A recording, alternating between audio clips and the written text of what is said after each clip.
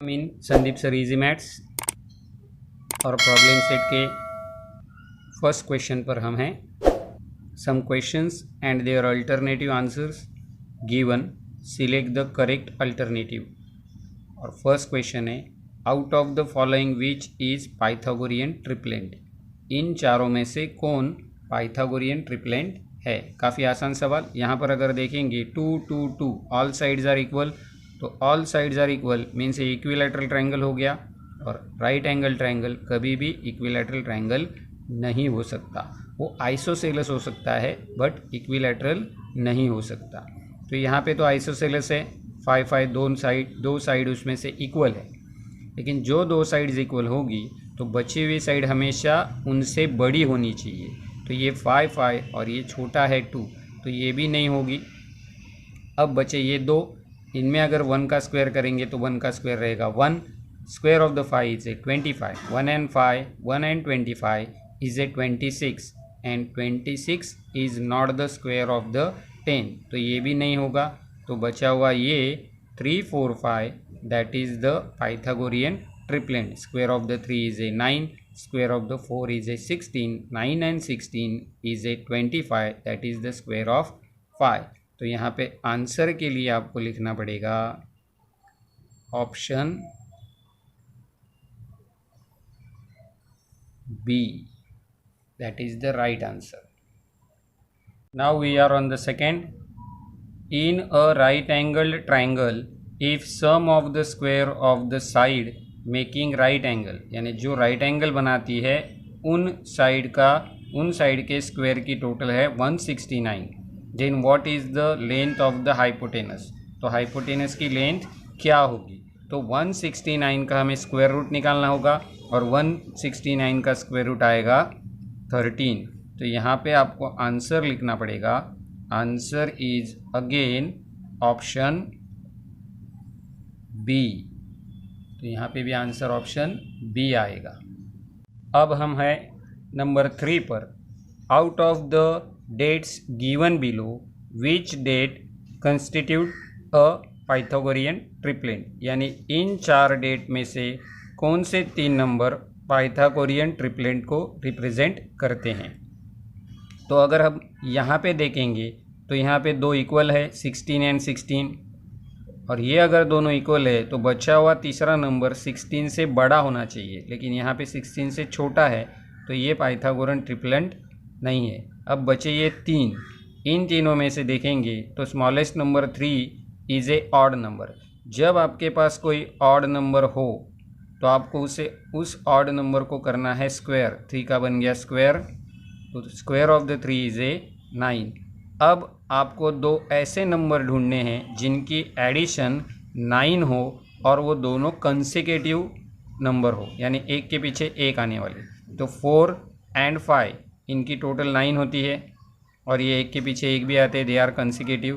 तो 3 4 and 5 that is the Pythagorean triplet. 3 4 and 5, तो यहाँ पे तो 3 4 5 नहीं है, यहाँ पे 4 नहीं है, तो ये एक पाइथागोरियन ट्रिपलेट नहीं है। अब बचे ये दो नंबर, इसमें स्मॉलेस्ट नंबर है 4, that is the even, odd नहीं है।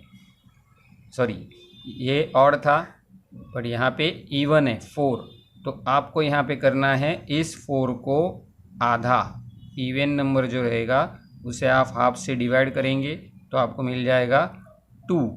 तो अब आपको करना है 2 square plus 1 is equal to 2 का स्क्वायर हुआ 4, 4 and 1 5, और 2 स्क्वायर माइनस 1, तो 2 का स्क्वायर हुआ 4, 4 minus 1 3, तो again 3 4 5 is a Pythagorean triplet, तो ये भी नहीं है। अब बचा ये, तो यहाँ पे स्मॉलेस्ट इवन नंबर है 8, तो इसी तरह से अगर आप 8 को आधा करेंगे तो half of the 8 is a 4। अब आप यहाँ पे 4 का स्क्वायर प्लस 1 और 4 का स्क्वायर माइनस 1, तो 4 square is a 16 plus 1 is A 17, 4 square is a 16 minus 1 is ए 15, तो आपके पास आ जाएगा 8 15 और 17, दैट इज़ द पाइथागोरियन ट्रिपलेंट, तो ये यहाँ पे है 15, 8 एंड 17। तो आपको यहाँ पे आंसर लिखना पड़ेगा, आंसर इज ए ऑप्शन ए।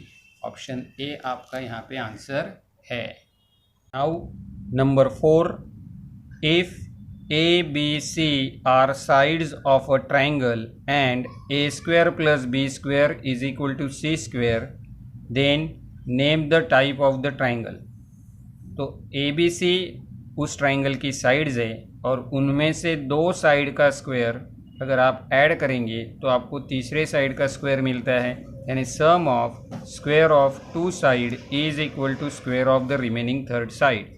तो ये बन जाएगा राइट एंगल ट्राइंगल।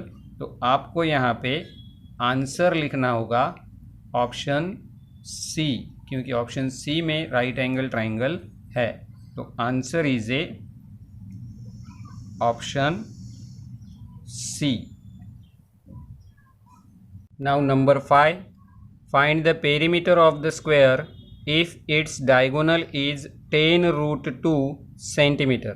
तो यहाँ पे हमने एक स्क्वायर ले लिया है, उसे नाम देते हैं ए बी सी डी, जिसमें A B and B C equal होंगे और बी होगा right angle, because each angle of square is a right angle. तो ये ए बी सी जो राइट एंगल ट्राइंगल बना, इस A B C right angle triangle में अगर आप पाइथागोरस यूज़ करेंगे तो according to the Pythagoras we get here A B square plus B C square is equal to A C square, और A सी की value हमारे पास है 10√2। तो यहाँ पे मैं लिख देता हूँ 10√2, उसका बन जाएगा स्क्वायर, और A B and B C both are equal, so A B square plus again we get A B square. तो यहाँ पे आ जाएंगे हमारे पास 2ab स्क्वायर, और इस तरफ आ जाएगा 100 square of the 10 and 2 that is the square of √2। तो इस तरफ का 2 और इस तरफ का 2 अगर निकल गया तो ए बी के लिए हमें लेना पड़ेगा √100 एंड √100 इज ए 10। तो ये हो गई हमारे स्क्वायर की साइड, देयरफॉर पेरीमीटर। तो पेरीमीटर के लिए आपको 4 इंटू साइड, तो 4 into 10 we get 40 centimetre, that is the answer, और वो आंसर है डी। तो आप यहाँ पे आंसर लिखेंगे option D. Now question 6, altitude on the hypotenuse of a right angled triangle divides it into two parts of length 4 centimeter and 9 centimeter. Find the length of the altitude. तो यहाँ पे हम एक राइट एंगल ट्राइंगल कंसिडर कर लेते हैं A B C, जिसमें B D is a perpendicular on the hypotenuse. एक पार्ट है उसका 4 और दूसरा डिवाइडिंग पार्ट इज़ ए 9। हमें यहाँ पे बी डी ढूंढना है। तो जब आप हाइपोटेनस पे अल्टीट्यूड ड्रॉन करते हैं, परपेंडिकुलर ड्रॉन करते हैं, तो वो परपेंडिकुलर हाइपोटेनस के डिवाइडिंग पार्ट का ज्योमेट्रिक मीन रहता है। इसका मतलब यहाँ पे आपको B D square is equal to A D into D C मिल जाएगा, ज्योमेट्रिक मीन।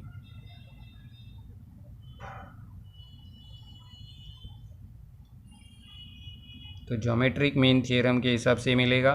तो यहाँ पे आपको 4 इंटू 9 36 आ जाएगा, that is the B D square. तो बी डी के लिए अगर आप 36 का स्क्वायर रूट निकालेंगे तो आंसर इज़ ए 6 सेंटीमीटर, और वो है ऑप्शन नंबर सी। तो यहाँ पे आंसर के लिए आपको लिखना पड़ेगा answer is a option C. Question number 7, height and base of right angle triangle are 24 and 18. Find the length of the hypotenuse. तो यहाँ पे हम एक ट्राइंगल ले लेंगे जो राइट एंगल ट्राइंगल रहेगा ए बी सी, जिसकी हाइट है 24 और बेस है 18। तो अगर ये राइट एंगल ट्राइंगल है तो square of the hypotenuse AC is a sum of square of remaining two side according to the Pythagoras theorem. तो यहाँ पे 24 का स्क्वायर प्लस 18 का स्क्वायर हो जाएगा। तो 24 का स्क्वायर हो गया 576 और 18 का स्क्वायर हो गया 324। अब करेंगे addition. 6 + 4 is a 10, carry forward 1, 7 and 2 9, कैरी फॉरवर्ड 1 इज ए अगेन 10 और ये 5 + 3 8 और कैरी फॉरवर्ड का 1 900। ये हो गया आपका AC। तो root of 900 is your answer, that is the 30। और ये ऑप्शन जहाँ पे है दैट इज योर आंसर। तो that is the option B। तो आपको यहाँ पे आंसर लिखना है ऑप्शन B। तो ये हो गया क्वेश्चन नंबर 7। और on the number 8, in a triangle ABC, AB is a 6√3. Here is AB is a 6√3. तो here is A, B and C. तो AB is a 6√3, AC is a 12 and BC is a 6. They are asking about the information about angle A. तो information क्या है यहाँ पे? AB is a 6√3, AC is a 12 and BC is a 6. तो BC is equal to 6 and 6 is a half of the 12. 12 का half होगा 6, यानी half of AC। तो BC is a half of hypotenuse AC। ये जो BC है AC के half है। तो opposite to 30 degree is always half of the hypotenuse. Opposite to 30 degree is half of the hypotenuse. तो ये जो एंगल है उसका मेजर होना चाहिए 30। So answer is a option A। तो यहाँ पे आपके MCQ पाइथागोरस थ्योरम के ख़त्म हो जाते हैं। पहला क्वेश्चन यहाँ पे ख़त्म हो जाता है। फिर अगले वीडियो में हम देखेंगे अगले क्वेश्चंस। तब तक के लिए ऑल द बेस्ट और वीडियो को लाइक और कमेंट करना मत भूलना।